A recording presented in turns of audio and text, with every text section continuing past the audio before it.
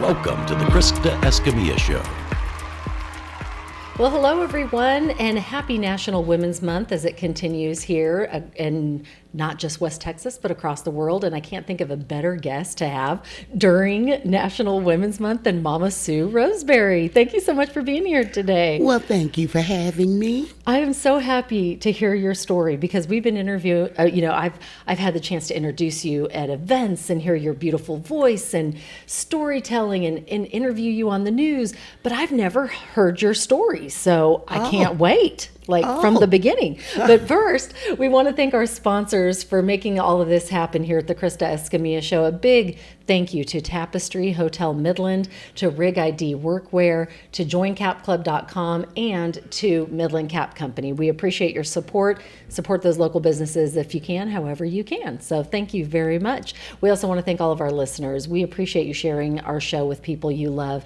We want everyone to just enjoy this time that we get to spend together. We enjoy that you learn and grow from it, and maybe you can then share it with someone that you think could really enjoy the show as well. So thank you ahead of time. Back to our amazing guest today, Mama Sue Roseberry. Thank you so much for being with us today. And I know when I think of you and I think of titles, I'm like, how do I even introduce you? You are an amazing singer, storyteller, encourager, motivator, parent, the list goes on. What would you like your title to be today? I think if I had the perfect title, it would be Sunshine Coordinator. Oh my goodness. See, that is the perfect title for you. Well, thank you for being here today, Mama Sue. I cannot wait to hear your story. But let's start at the beginning because I would love to just hear about, where you grew up, what your life was like, how you got to be this amazing sunshine coordinator that you are.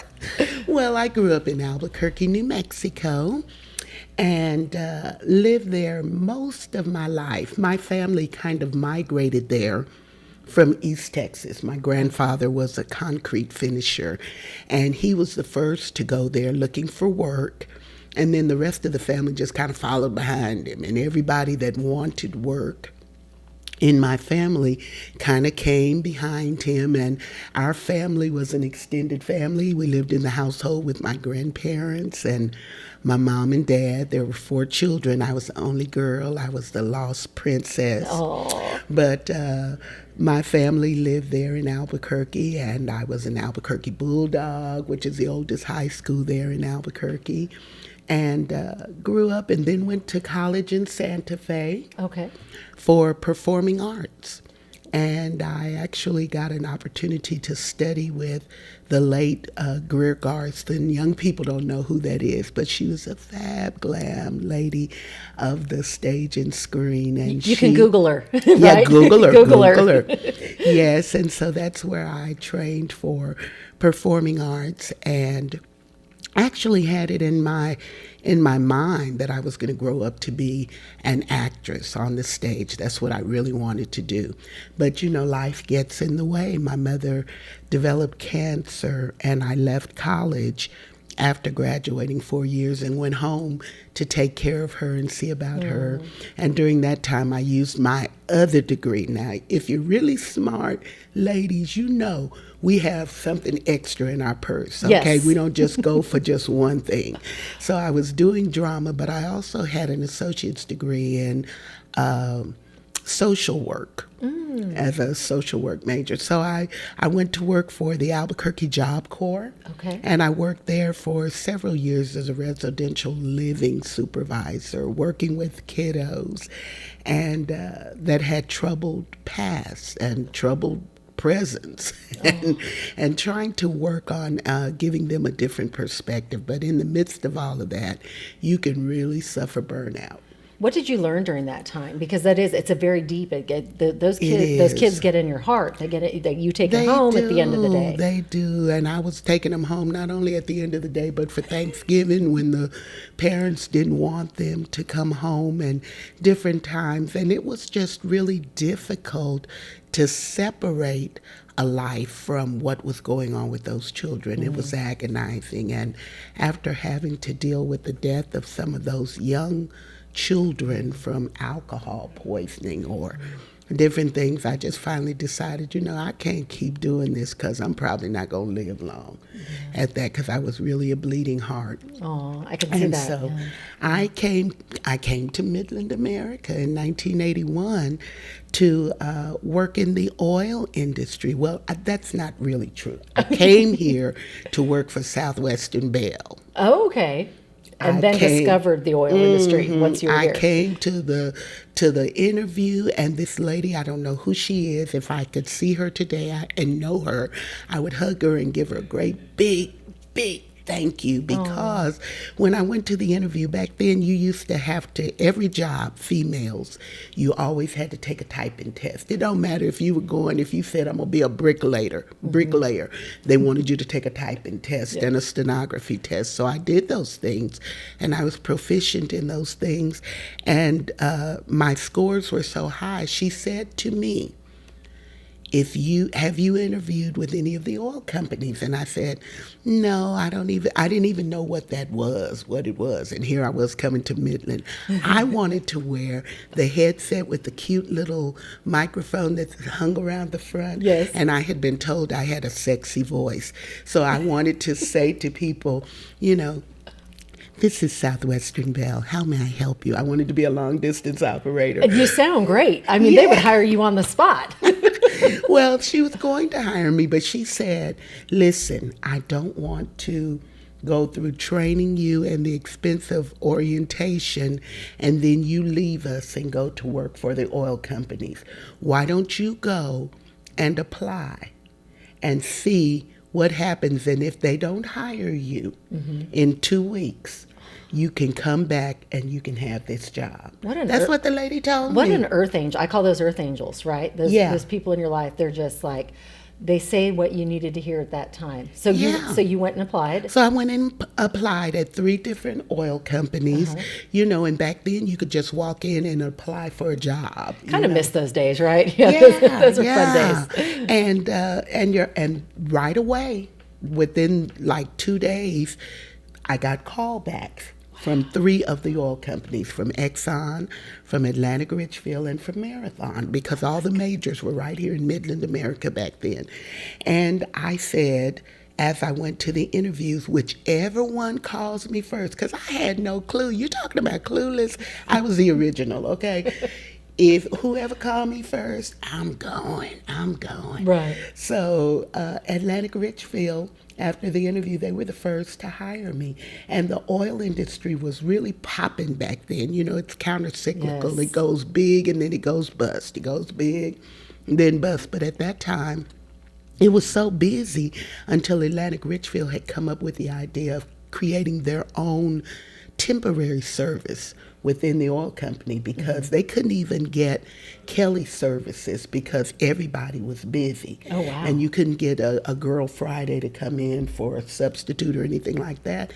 So they created their own temporary pool. And smart. That's what they hired me to do. And at the time, that was a great job because I knew nothing about the oil industry. And I got an opportunity to go to all the different departments within Atlantic Richfield in their district office here in Midland, and find out what everybody did. What does drilling do? What does production do? What does accounting do? All of those things. That's awesome. What a great way to learn the business and then see what you like to do in the business. And then I landed in the land department. Okay. I love that you landed in the land department. Landed in the land department. That's awesome. And it was a perfect place because I'm so anal, to just look at contracts and agreements and things like that and try to figure it out. So that's where I worked for many years, and just kind of climbing up through the different tiers of work that was involved there. Were you still singing during all these years? Because your voice is incredible. And I wanted to ask you, what age did you start singing? I don't even remember. Really? I've been singing always. You came out singing, oh, My grandmother says she used to stand me on a table at church. It's always been church related. So she'd stand me on a table at church and let me sing. So that's what I did. I love it. So you're here in West Texas. It's the 80s. You're singing. You're doing your thing. What did you learn the most through that time? Because you mentioned the booms and the bus, right? Yeah. And when did your brother move here? Because I know your brother. He was literally one of the first people I met the day I moved to West Texas, which was 24, almost 25 years ago. Very first day at the bank. Okay, now he was already here because he's a brother by another mother. Okay. Which is another story. We don't even have time for all of that. But he was already here. Okay. And I came in 81. Okay. And so then you're here, the booms, the bus. What did you learn the most during that time? I learned the most during that time to try to be resourceful with what you are given. I love it.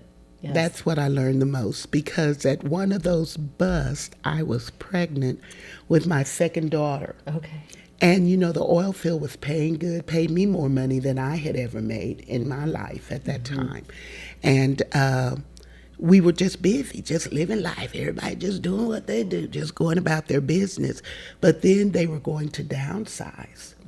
And everybody was worried about their jobs. Would they be laid off? How they were going to make it. And that's a very real fear. Yeah. And here I was pregnant. What was I going to do? My husband had been laid off from his oil field machinery job out in the field. And I was just like, oh, Lord.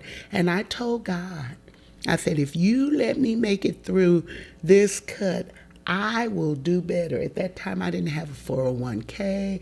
I didn't know anything about, I wasn't saving. I wasn't doing. But after that, I learned how to be more resourceful and how to really, kind of hide a penny. I love that. So that's what that taught you that time. I love that. Okay, we have to stop and take a quick break for what we call quote of the day. Quote of the day. I want to see what this quote means to you. So, Mama Sue, you just pick one out here.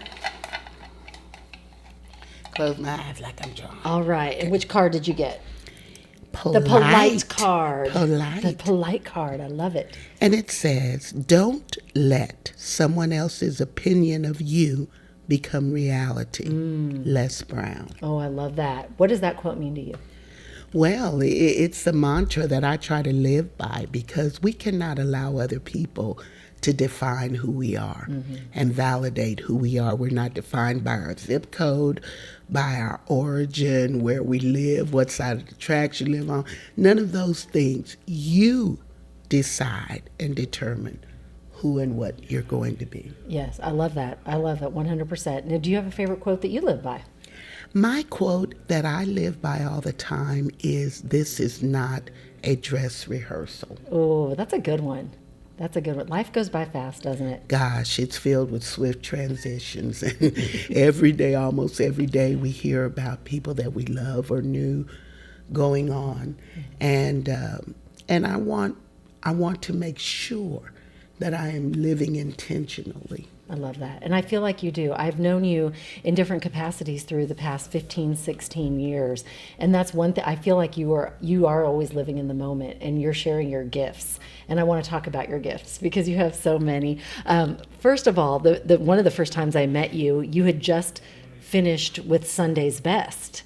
And that was an amazing experience, I'm sure. Tell us a little bit about that and how you got there and your journey through singing, because you truly have one of the most amazing voices I've ever heard. And when you sing, there is not you could hear, it's so quiet in the audience, you could hear a pin drop. Everyone is just in awe of your beautiful voice. So tell me about that journey to get from working in the oil field to Sunday's Best.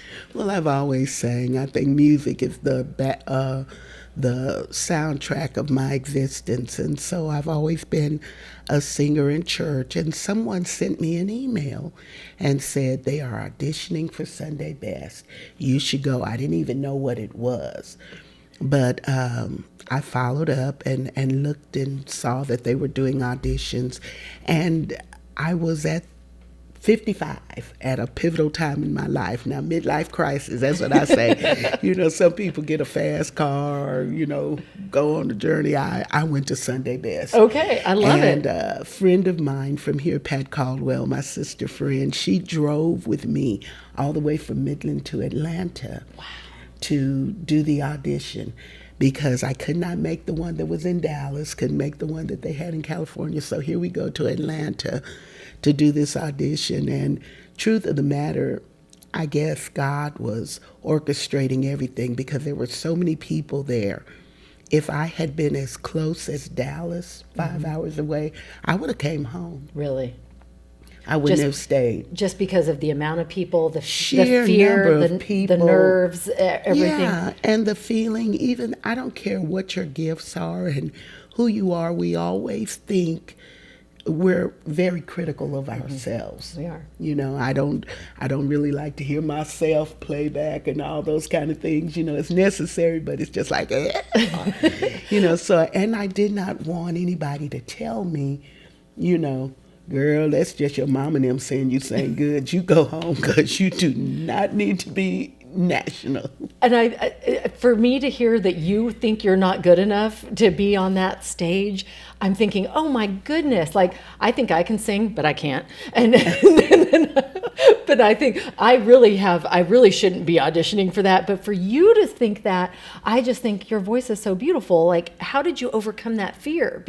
And I think it's good to know that everybody kind of goes through that, right? Everybody. No matter how big or, what stage you're on, you have those nerves. How did you get over that and get out there? It's Women's History Month, and truth of the matter is, women, we all struggle with that across all platforms. Couldn't agree more.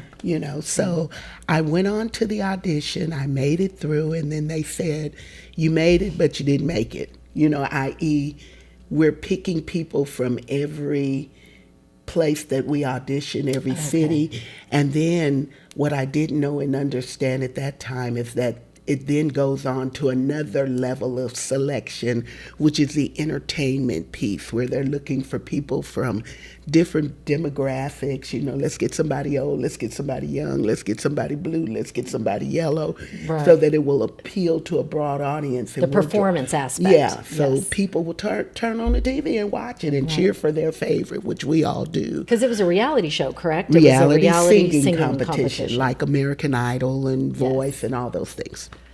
So I made it through, and they did select me, and then I did make it onto the show, and had a very successful stint. I made it into the top 5 before they sent me to the house. Oh, they shouldn't have sent you to the house. They sent me to the house. Well, you're the winner in our book. Well, and just to get on that stage and to the top 5 is an amazing accomplishment. It was, and it gave me so much exposure and a platform for reaching and going places that I would have never had otherwise. So I'm truly grateful. Do you have an experience that stands out the most? You said it took you to other places.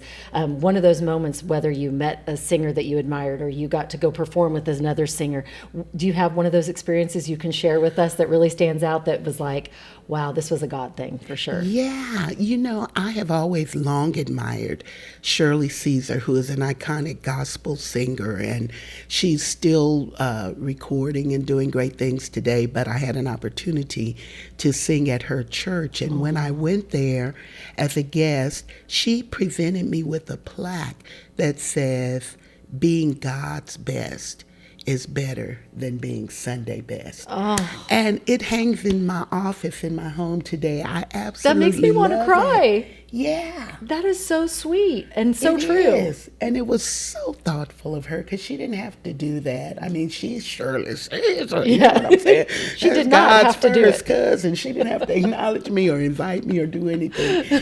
And since then, I have seen her in several places, and she always speaks. She's always kind. She remembers my name, and it's just like, that is so awesome. It is awesome. You have also just received another award that is awesome. You are on the top 40. Last time I checked, I think it was 38 for 38. 38 for your song called "He's a Great God." Yeah. And it is, congratulations, first of all, for being on that Thank you. list. Well deserved. I think it's going to keep on rising. You should be number one. But I love the song because I think it's a song everyone should start their day off with. It just puts you in a good mood. It makes you sing me a line. Throw me a line. He's a great God, and he's worthy of a great praise. Yeah, Yes, it's just I that. love it. I love. Tell me about writing it because I know that I read you wrote it during COVID time, which I saw you several times during COVID time. It was a tough time. It was. You and I were doing some performances together at the Basin PBS during that time. It was one of those moments in time where you just didn't know what was happening next. But one thing I remember, you always exuded faith and he's a great God during that time. And so I feel like you kind of put your words on paper for this song because of what we went through, correct? Well, I've written probably more than 300 songs over my life, but this particular song, and I call myself a song hearer. I hear songs, and then I write down what I hear. But this particular song came to me during the pandemic, and I think it was just a reminder that in spite of what we're going through, and no matter what the circumstances and the newscasts are saying, he's still in control. And if we have that kind of faith and belief, then we know that he's gotten us through tough times in the past, and he's going to get us through whatever it is that we're facing. Absolutely. And that was going to be my next question. Tell me about a time in your life that you really struggled and overcame something and it really reinforced how important your faith is to you. Probably one of the most difficult times in my life was going through divorce and realizing that God still had me. And sometimes we have attached ourselves to people and things, but those are just accompanying resources, if you will. Those are things that God puts around us, and it's wonderful.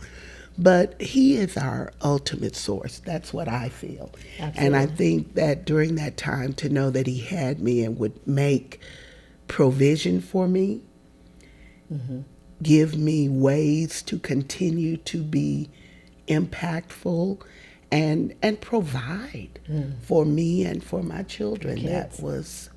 That was the most important thing. What would you say to a mom that maybe is going through that difficult time right now and going through a divorce or going through a job loss or something where they're struggling? What would you say to them to help them get through this time? I would tell them to lean in on Jesus, because his shoulders are broad enough to carry all of our problems. And just lean into that. Trust that you have within you the strength to begin again, start again, build again, carry on. You have it within you to do that, and you got to know that.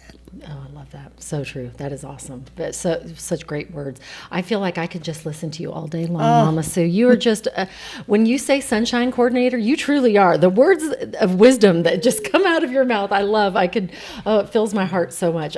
We do something called question of the day. So let's see what your question of the day is. I love these little things anyway. Thank Who made you. these little cards? I They're did. so cute. I found them. Actually, I found them. Shout out to Mardell. I love Mardell. I found just the plain, with the words and I saw them one day and I thought, I'm going to write questions on the back and we're going to pull, it just came to me. We're going to pull them out of a bowl because I think it's fun and I just love the cards. So thank you for noticing that. And thank you, Mardell, for putting these out. Okay, here's the question. Oh, and you got the learn card because we're learning today. Oh, learn. Do you believe in giving people second chances, and why? Good question. Good question. It is a good question, and yes, I do. Yeah. Because I want to extend to others the same grace that has been extended to me. Of course, with God, I've needed more than a second chance, a third chance. I just keep needing chance. I understand, and I'm right there with you. Need all the And chances with we can some get. people, and it makes me sad that in our world today, we cancel people Yes, I agree. for mistakes and blunders. And some of them are some real boo-boos, let me tell you. They do some crazy stuff. But I don't think that you can boil any of us down to a single incident, because within each of us resides the best person and the worst person that we've ever known. What a true statement. That is so true. And I think, I've heard this said before, and I'm paraphrasing, but show me a perfect person, right? Nobody is perfect. Nobody. And then you can judge, but you can't judge. Nobody can judge. Nobody's perfect. We're all going to make mistakes, and we're going to make them sometimes over and over and over, right? Yeah. And we all want people to tolerate our foibles, but we're so intolerant of others. If that's me doing it, then I want you to have mercy. Yes. But if it's somebody else, then it's, off with their heads, heads will roll. So I think that's the reason why we need to give people a second chance and extend grace and mercy. And when you do that, you release a feeling in the atmosphere that is tolerant and helpful and positive and productive. The other way, you slam the door and you have just ended whatever positive could possibly grow out of something that is ugly. Absolutely. Beautifully said. Mama Sue, I'm sitting here today in Midland, Texas with Mama Sue Roseberry, Sunshine Coordinator. I love that title. And so many amazing gifts that you share with our community and with the gospel world and with our Facebook world on your Mama Sue moments. And so I want to talk about that in a second. But first, I want to know, what does the next 5 years look like for you? What does the next part of your journey look like as you continue to share your gifts? What I hope is that I can do what Miles Monroe said and die empty. So what I am trying to do is find a way to publish and put out so much that I have created over the years on my journey of working with young people, of working with seniors, of working in acting and storytelling. I want to be able to take content that I have created for all of these things because we just needed it at that moment. Right. And God blessed me to create it and find a way to put it out there in the world so that it can breathe and live on. I love that, because if I ever see you on a live on Facebook, I'm like, I have to go see what she's talking about, singing about, what you're filling that room with joy, because it really exudes off of the room you're in into my little phone, right? And so I love that, and I love that you want it to carry on. And what I think and I know you're going to do it. What do you think your legacy will be? I hope that it will be that I inspired people to try to do something that they thought they could not do. Yes. That's what I hope it will be. Well, you do that already, and that will definitely be your legacy, for sure. Let's talk about storytelling, because I know that is near and dear to your heart. It is. You have done the Storytelling Festival for years here in West Texas. You have some events coming up, so I'm going to let you tell everybody about these amazing, and I also want to know why you think it's important, because I've heard you say you want the younger generation to continue storytelling. You don't want it to go away. So let's talk a little bit about what it is and why you do it. Storytelling is actually the art of oral communication. And it goes back for the African American culture to the griots in West Africa. That was the way we kept our history. We told, one generation told the next, and then they told the next and the next, so on and so on. And so it is in most of our cultures. So storytelling for me is an opportunity to share my stories with others. And when we hear each other's stories, we're less apt to be antagonistic with each other, when I know your story, I can tolerate you better, and I can understand why you do what you do. So true. Yeah, I it love builds that. bridges between us. So I started as a volunteer with the Storytelling Festival, and then, of course, being a storyteller and going on and on. But what it has grown into is me being executive director for the Midland Storytelling Festival. Yay, I love that. Whoa, That's which wonderful. takes place annually in the month of December.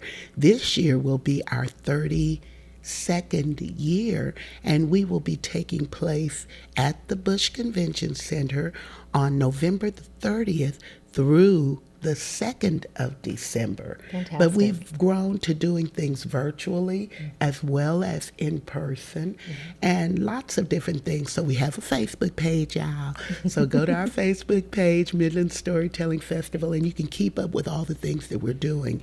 Coming up on the 20th of March is World Storytelling Day, and they encourage storytellers everywhere to give back to their community by sharing stories in places around their community where people can just come in and hear a story and participate. So I'm going to be doing that on the 20th of March. I'll be at the library at 10:30, Centennial Library.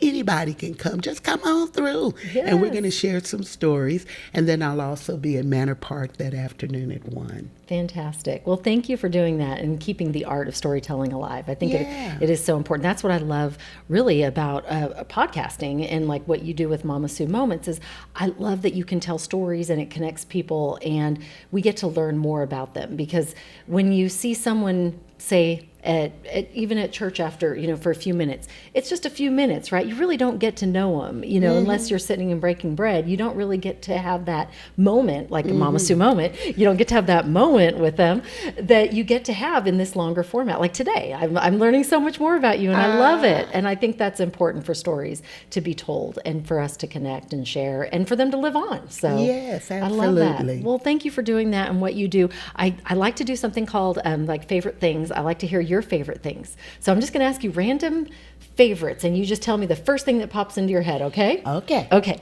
First of all, favorite book.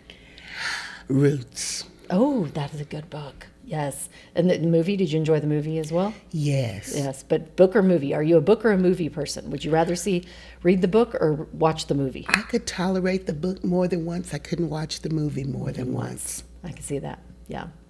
Podcast. Favorite podcast. Favorite podcast, Moments with Mama Sue. Ta-da! I love that. I love that. You need to go follow her today. You will enjoy that time. I'm telling you, it's the best. Favorite restaurant in West Texas? Favorite restaurant? Well, I have to say probably Outback. Outback? Okay. Do you get the onion blossom? No, I go for the chicken, Alice. The chicken. Okay. And the mashed potatoes. Oh, mashed potatoes are great. I love it. Love it. So good. Favorite memory in West Texas? Favorite memory in West Texas?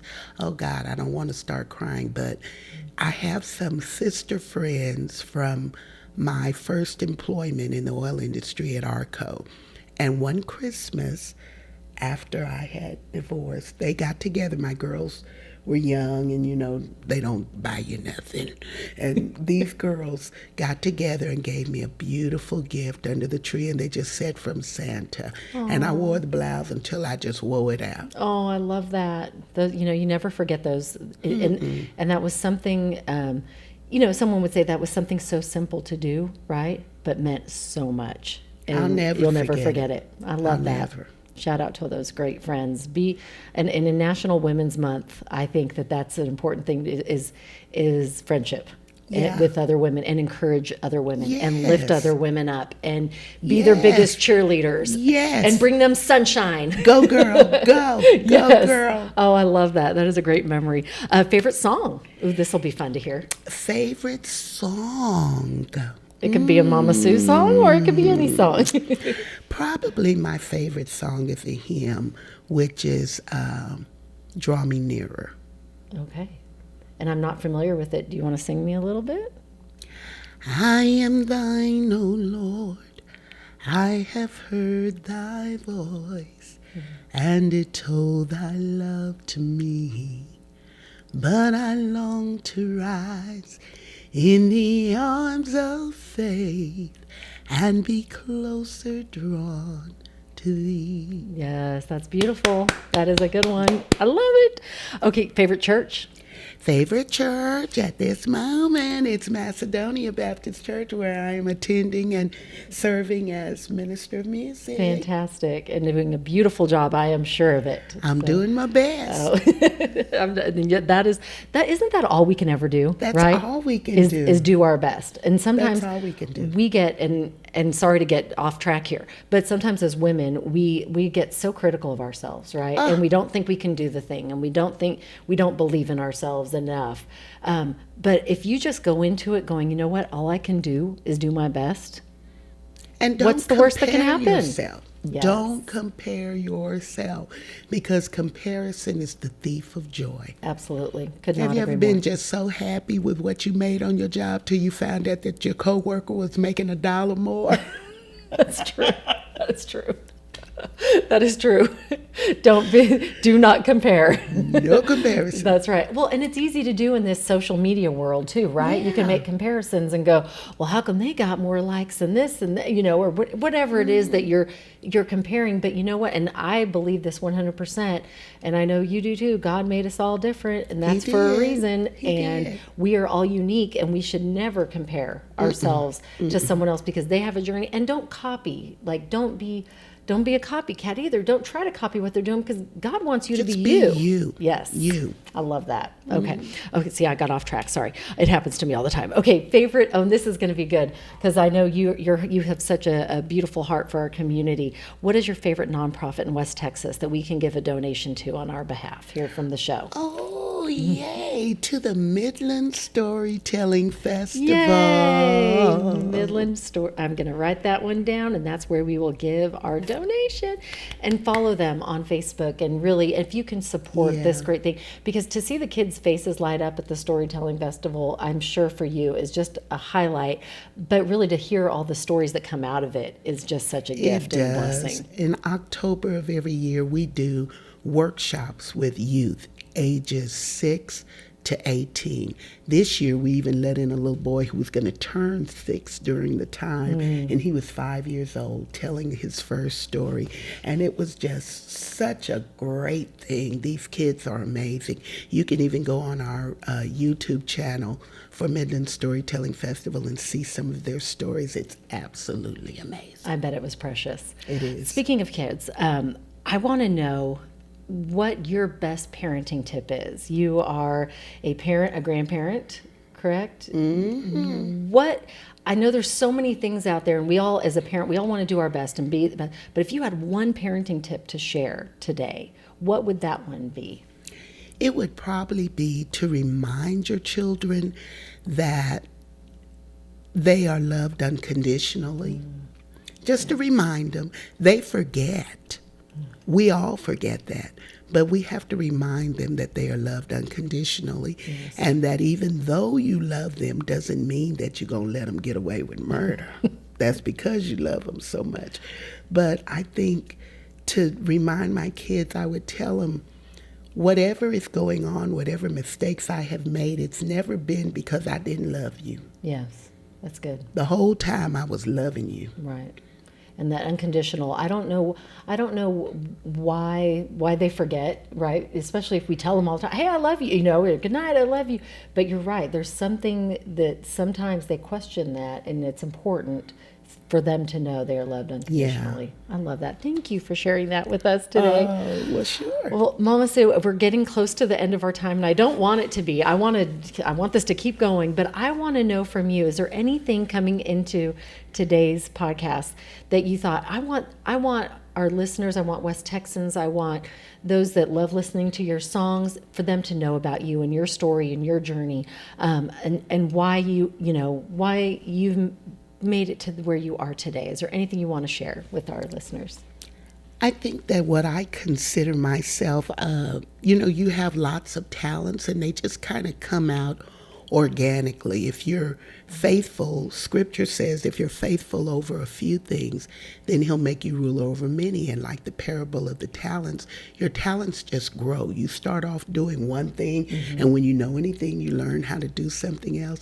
So I think the biggest thing that I've ever wanted to do was just leave an imprint on the world and leave it a little better than what I found it.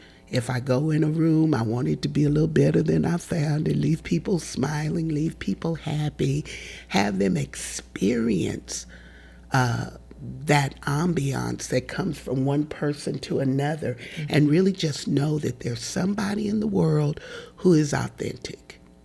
You know, I just want to be genuinely myself all the time. And that's what I try to do, to encourage people to know that even though you're different, maybe a little quirky, people don't get you, don't understand it completely, it's okay. And you can just be you, and that's still good enough. Yes, ma'am. I love it. I think you have definitely left the Krista Escamilla show better than you found it today with your words of wisdom, your beautiful voice, but most importantly, your beautiful heart. And so thank you for being a guest today. I encourage everyone to follow Mama Sue on Facebook and on YouTube. And I promise you, you will leave that moment with her feeling better and feeling encouraged and feel more like sunshine. So thank you for sharing today. I really thank you for really having appreciate me. you, and I look forward to continue seeing you out in all of your events throughout the next year, and for the Storytelling Festival. It's going to be fantastic. Absolutely. And you can see me closer than that, because on April the 1st, the community choir that I work with is doing a Memory Lane concert at Goodwill Missionary Baptist Church. Information about it is on my Facebook. It's on the West Texas chapter of the Gospel Music Workshop of America page, and just look for it, or hunt me up, hit me in the DM, and I'll tell you all about how to get tickets for it. $10 for tickets right here. It's going to be a fantastic event. Well, thank you so much for sharing. Thanks for doing all that you do for our community and for just loving people so well. I really appreciate your time today. If you would like to connect with Mama Sue more, we also encourage you to buy her song. He's a great God. I want to see that go from 38 to number 1, and listen to it every day. It really will put you in a good mood. And the words there are so beautifully written. So yeah, just thank you, Mama listening Sue. is a win. It's a win for me. Thank you for your time today, and thank all of you for your time. We appreciate you. We want to thank our sponsors one more time. We want to thank Tapestry Hotel Midland, Rig ID Workwear, Midland Cap Company, and joincapclub.com. Go support those local businesses however you can and see fit. And also, we just want to thank you and remind you of our goal here. We want you to dream big, believe, and never give up. You make it a great day. Thanks so much. We'll see you next time. Bye-bye. Bye-bye.